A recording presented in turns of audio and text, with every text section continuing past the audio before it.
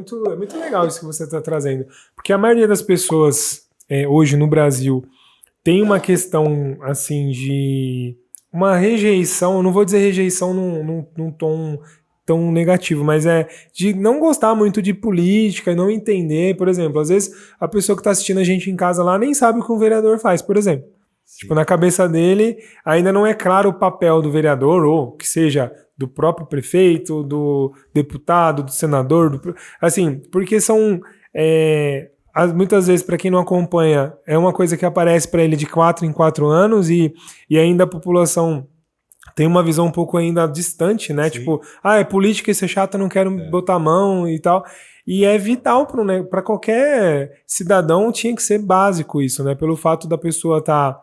Duas coisas. Uma, podendo melhorar ali conforme você faz o voto, você tem ali o representante, e o ideal é que você acompanhe o processo, porque às vezes você coloca alguém ali para representar você que não vai te representar de fato. Então é fundamental você entender o que um vereador faz para que possa participar dos processos. Eu quero que você fale um pouco dos projetos aí que você está à frente, e também até acompanhar mesmo de fato se está dando certo ou não e se isso gerou uma melhoria no final do período, que é muito legal você trazer esse número. Por exemplo, cheguei, era um número, passou para outro.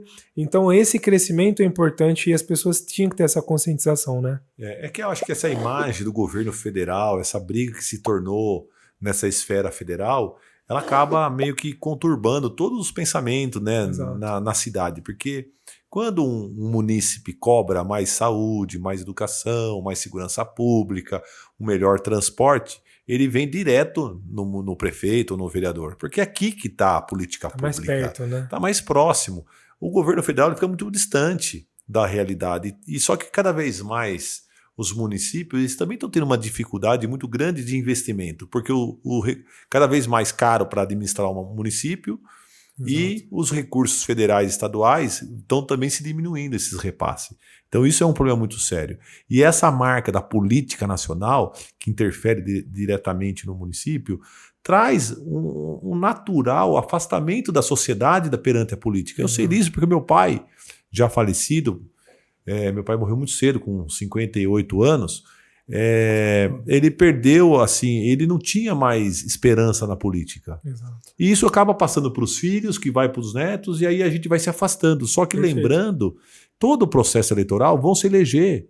Aqui em Jundiaí, no caso, são 19 vereadores, é um prefeito e um vice-prefeito. Então, querendo ou não, vai acontecer Alguém isso. Vai estar lá. Alguém vai estar ocupando.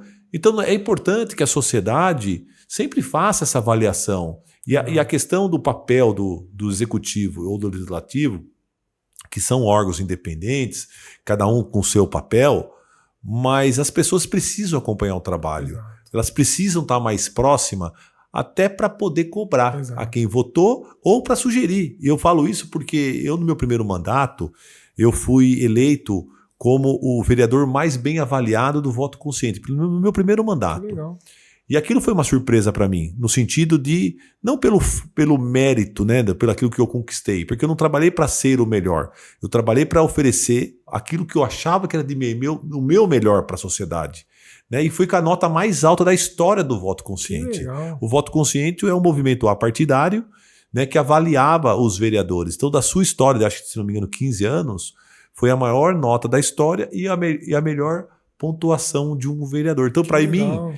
isso me engrandece? Não. Mostrou para mim que o caminho que eu atuei foi um caminho trabalho. Correto. Exato. Por que eu falo isso? Para exatamente falar da participação popular. Legal. No meu mandato, muitos dos projetos que eu tornei ele em lei municipal foi de iniciativa da comunidade, das pessoas que participavam, que me mandavam WhatsApp, mandavam e-mail, fazíamos reuniões na Câmara Municipal ou nos bairros para entender qual era o problema. Legal. Porque só do assistencialismo é difícil a gente transformar o assistencialismo numa política pública. Exato. Crescimento, né?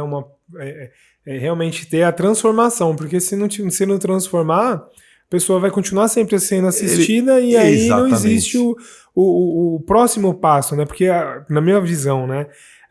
A pessoa, hoje o Brasil tem esse nível, né? necessidade aí de muitas pessoas serem assistidas em algumas políticas, tudo certo, mas eu vejo que precisa evoluir.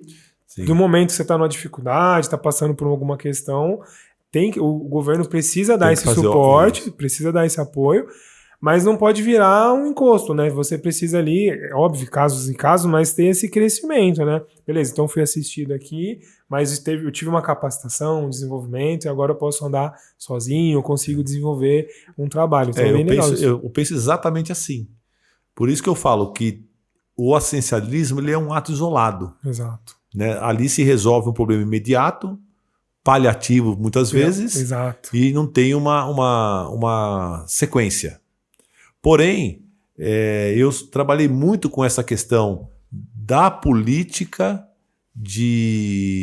pública que passe, inclusive, a ultrapassar apenas um ato de governo e passa a ser uma política de Estado.